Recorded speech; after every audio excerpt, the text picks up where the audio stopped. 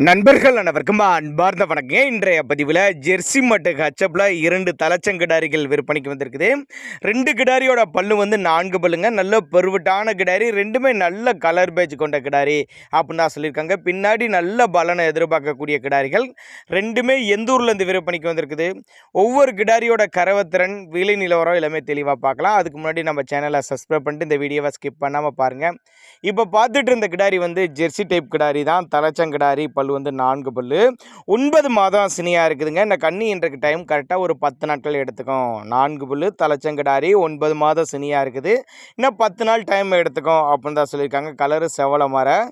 இதோட கறவை கெப்பாசிட்டின்னு பார்த்தீங்கன்னாக்கா ஒரு 12-13 லிட்டரு கறவை சொல்லி கொடுக்கலாம் தலைச்சனிக்கு அப்படின்னு தான் சொல்லியிருக்காங்க. சுழி தப்பெல்லாம் கிடையாது. நெத்தி சொல்லி முது சொல்லலாம் கரெக்டான ஸ்தானத்தில் இருக்குது.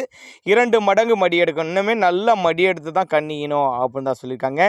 எங்கே இருந்துப்பா விற்பனைக்கு வந்திருக்குதுன்னு கேட்டிங்கன்னா, மதுரை மாவட்டம் காரியாப்பட்டி, மதுரை பக்கத்திட்ட காரியாப்பட்டி என்ற பகுதியிலேருந்து விற்பனைக்கு வந்திருக்குது.